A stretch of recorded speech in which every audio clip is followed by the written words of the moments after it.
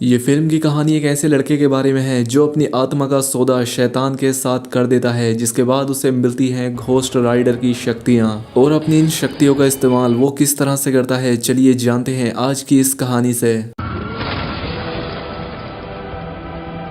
Film की शुरुआत एक आदमी को दिखाते हुए होती है जिसका नाम होता है कार्टर स्लेड, जो कि एक घोस्ट राइडर था। वो एक शैतान के लिए काम करता था जिसका नाम था मेफिस्टो। और घोस्ट राइडर का काम जहन्नुम से भागी हुई आत्माओं को पकड़कर उन्हें खत्म करना था। लेकिन स्लेड बाद में मेफिस्टो को धोखा दे देता है और सैन वेगेंजास कॉन्टेक्ट को लेकर यहाँ से हमेशा के लिए भाग जाता है।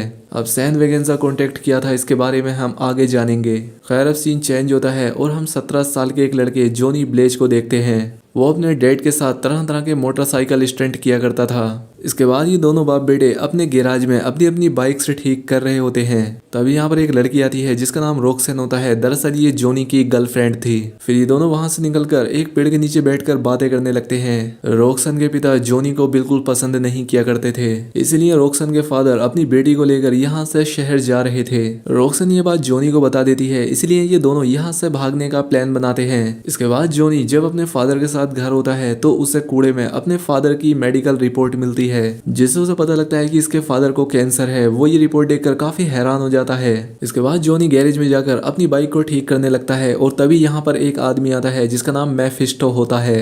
वो यहाँ पर जॉनी से एक सौदा करने के लिए आया था। वो कहता है कि मैं तुम्हारे डैडी का कैंसर ठीक कर सकता हूँ, लेकिन बदले में तुम्हें अपनी आत्मा को बेचना होगा। साथ ही मेफिस्टो जॉनी को एक कॉन्ट्रैक्ट भी देता है जिस पर गलती से जॉनी का खून गिर जाता है और इसीलिए जॉनी का शैतान के साथ सौदा हो जाता है। अगली सुबह जब जॉनी उठता है तो उसके फादर एकदम ठीक होते हैं। जॉनी ये देखकर काफी हैरान होता है और वो समझ जाता है कि कल रात उसके साथ जो हुआ वो कोई सपना नहीं था। अब अगली सुबह जॉनी रोक्सन के पास जाने के लिए तैयार होता है। ये करते हुए उसके फादर उससे देख लेते हैं। वो उसे रोकते नहीं बल्कि उसकी फेवरेट बाइक की चाबी उसे दे देते हैं और अपना स्टंट करने के लिए चले जाते हैं। जब उसके फादर स्टंट कर रहे होते हैं तो उनकी बाइक फिसल जाती है, जिससे उन्हें काफी बुरी चोटें लगती हैं। अब उनके पास जॉनी भी आ जाता है और जॉनी के फादर उसके सामने अपना दम तोड़ देते हैं, जिससे वो बुरी तरह से टूट जाता है। इसके बाद वो अपनी बाइक लेकर रोक्सन के पास जा रहा होता है, तभी उससे रास्ते में मेफिस्टो दिखाई देता है, जिसे देखकर जॉनी की बाइक फिसल जाती है और वो गिर जाता है। इसके बाद मेफिस्टो उसके पास आकर उसकी आत्मा को निकाल लेता है और उसके शरीर में महाकाल यानी कि घोस्ट राइडर की शक्ति डाल देता है।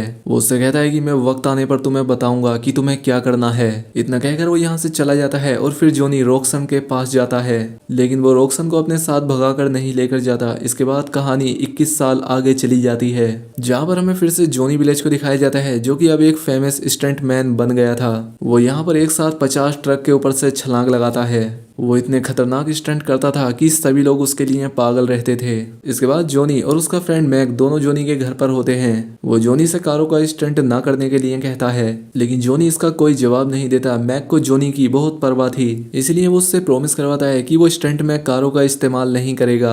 दूसरी तरफ हमें टेक्सास शहर में मेफिस्टो के बेटे ब्लैक हार्ट को दिखाया जाता है, जो कि धरती पर एक कॉन्ट्रैक्ट को लेने के लिए आया था। वो यहाँ आकर सीधा एक क्लब में जाता है। वो क्लब में सभी लोगों को मार देता है और यहाँ अपने 3 साथियों को बुलाता है, जिनका नाम एबिगोर, वेलो और ग्रेसील होता है। ये तीनों एंजल होते हैं और इन तीनों में अलग अलग शक्तियां थी। ब्लैक हार्ट उनसे उस कॉन्टेक्ट को ढूंढने के लिए कहता है, जो कि एक केयर टेकर के पास था, लेकिन वो कौन है इन्हें ये नहीं पता था। फिर क्लब के बाहर ब्लैक हार्ट के डैड मेफिस्टो आ जाते हैं। वो उसे ऐसा करने से मना करते हैं, लेकिन ब्लैक हार्ट मेफिस्टो से ज्यादा ताकतवर था, इसीलिए वो उनकी बात नहीं मानता। मेफिस्टो कहता है कि मैंने किसी ऐसे को ढूंढ लिया है जो तुम्हें रोक सकता है और मुझे यकीन है वो तुम्हें जल्द ही ढूंढकर मार देगा। ये कहकर वो यहाँ से चला जाता है। इसके बाद हमें एक बार फिर से जॉनी ब्लेज को दिखाया जाता है, जो कि एक बार फिर से अपना मोटरसाइकिल स्टंट करने वाला था। उससे बातचीत के लिए बहुत सारे मीडिया वाले आए हुए थे जो जॉनी का इंटरव्यू लेना चाहते थे, लेकिन वो सभी को मना कर देता है क्योंकि वो किसी को भी इंटरव्यू नहीं देता था। तभी उसका इंटरव्यू लेने के लिए एक लेडी आती है, जो कि और कोई नहीं बल्कि उसकी पुरानी गर्लफ्रेंड रोक्सन थी, जो कि अब एक रिपोर्टर बन चुकी थी। वो उसे देखकर हैरान हो जाता है और वो उसे इंटरव्यू देने के लिए मान जाता है। जब रोक्सन उसका इंटरव्यू ले रही होती है तब जॉनी उससे एक पर्सनल सवाल पूछता है और साथ ही उससे कॉफी पर चलने के लिए भी पूछता है, लेकिन वो उससे कुछ भी नहीं कहती और यहाँ से चली जाती है। इसके बाद हमें मैक को दिखाया जाता है, जो कि जॉनी को बता रहा था कि जंप कैसे लगानी है। और तभी यहाँ पर 6 बड़े हेलीकॉप्टर आ जाते हैं, जिसे देखकर मैक हैरान हो जाता है क्योंकि इस बार जॉनी किसी कार या ट्रक के ऊपर से नहीं बल्कि हेलीकॉप्टर के ऊपर से स्टंट करने वाला था। वो ऐसा इसलिए करता है क्योंकि ये उसके डैड का सपना था। मैक उसे ऐसा करने से मना भी करता है, लेकिन वो नहीं सुनता और अपनी अपनी बाइक स्टार्ट करके उन 6 हेलीकॉप्टर के ऊपर से छलांग लगा देता है। ये देखकर पब्लिक और मैक काफी हैरान हो जाते हैं और स्टंट पूरा होने के बाद ये सब खुशी से चिल्लाने लगते हैं क्योंकि जॉनी ने स्टंट की हिस्ट्री का एक नया रिकॉर्ड सेट कर दिया था। वो यहाँ से निकलकर सीधा रॉक्सन के पास चला जाता है जो कि अपने स्टूडियो जा रही थी, लेकिन जॉनी अपनी बाइक को उनकी कार के सामने ले आता है और उन्हें रोक लेता है। जॉनी एक बार फिर से रॉक्सन से कॉफी के लिए पता करता है और इस बार रॉक्सन उसे ना नहीं कह पाती और हाँ बोल देती है। इसके बाद रॉक्सन रात में एक रेस्टोरेंट में बैठकर उसका इंतजार करने लगती है। उसे यहाँ इंतजार करते हुए काफी रात हो जाती है। दूसरी तरफ जॉनी अपने घर होता है। वो रॉक्सन के पास जाने की तैयारी कर रहा होता है, लेकिन तभी उसके पास मेफिस्टो आ जाते हैं। वो उसे कहता है कि मैं हर एक स्टंट में तुम्हारे साथ था, इसीलिए तुम्हारा हर एक स्टंट कामयाब हुआ। साथ ही वो उससे कहता है कि अब तुम्हारे काम करने का वक्त आ गया है, अपना वादा पूरा करो, ब्लैक हार्ट को ढूंढो और उसे खत्म कर दो। जॉनी ऐसा करने से मना कर देता है और अपनी बाइक स्टार्ट करने लगता है, लेकिन उसकी बाइक स्टार्ट नहीं होती। मेफिस्टो कहते हैं कि तुम्हें ये काम करना ही होगा, तुमने कॉन्ट्रैक्ट पर साइन किया है और अगर तुमने ये काम कर दिया तो मैं तुम्हारी आत्मा को तुम्हें वापस लौटा दूंगा। ये कहकर वो अपनी छड़ी को जमीन पर मारता है और जॉनी की बाइक स्टार्ट होकर बहुत ही तेजी से दौड़ने लगती है। साथ ही उसकी बाइक से अब आग निकलने लगती है जिससे सभी बिल्डिंग्स और दुकानों के शीशे टूट जाते हैं। दूसरी तरफ ब्लैक हार्ट उस केयरटेकर को ढूंढने के लिए एक ट्रेन यार्ड में चला जाता है। ब्लैक हार्ट यहाँ पर मौजूद एक आदमी से कब्रिस्तान के बारे में पता करता है, जिस पर वो आदमी उसे उसके बारे में बता देता है, लेकिन फिर भी ब्लैक हार्ट उसे मार देता है और तभी इस जगह पर जॉनी आ जाता है। वो यहाँ आकर घोस्ट राइडर में बदल जाता है। फिर ब्लैक हार्ट के आदमी घोस्ट राइडर पर हमला कर देते हैं और उसे मरा हुआ समझकर यहाँ से जाने लगते हैं, लेकिन वो मरा नहीं था। वो उठता है और अपनी शक्तियों से ग्रेसील को राख बना देता है। साथ ही वो रास्ते में एक चोर की रूह को भी निगल जाता है क्योंकि उसने बहुत सारे मर्डर किए थे। फिर वो उसे मारकर एक कब्रिस्तान में चला जाता है जहां वो घोस्ट राइडर से वापस अपने असली रूप में आ जाता है।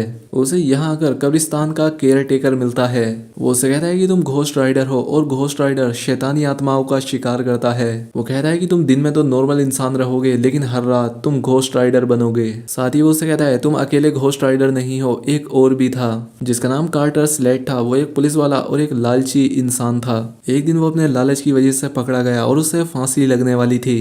तभी उसने तुम्हारी तरह शैतान से सौदा कर लिया और घोस्ट राइडर बन गया, लेकिन बाद में उसने मेफिस्टो को धोखा दिया और सैन वेगेंजास के कॉन्टैक्ट को लेकर भाग गया। वो उसे बताता है कि सैन वेगेंजा गांव में वहां के सभी लोगों ने अपनी आत्माएं मेफिस्टो को बेच दी थी। अगर कार्टर स्लेड मेफिस्टो को वो कॉन्टैक्ट दे देता तो वो बहुत ताकतवर बन जाता, इसीलिए वो उस कॉन्टैक्ट को लेकर यहाँ से चला गया। अब वो कॉन्टैक्ट कहाँ है किसी को कुछ नहीं पता और ब्लैक हार्ट उसे ही लेने के लिए आया है। वहीं दूसरी तरफ जॉनी की बाइक ने पूरे शहर में तबाही मचा दी थी। साथ ही उसने एक चोर का मर्डर भी किया था जिसकी तहकीकात टेक्सास शहर की पुलिस कर रही थी। तभी उन्हें वहां एक नंबर प्लेट मिलती है जो कि जॉनी की बाइक की थी। यहाँ पर रॉक्सन भी थी जो इस सब की रिपोर्टिंग कर रही थी।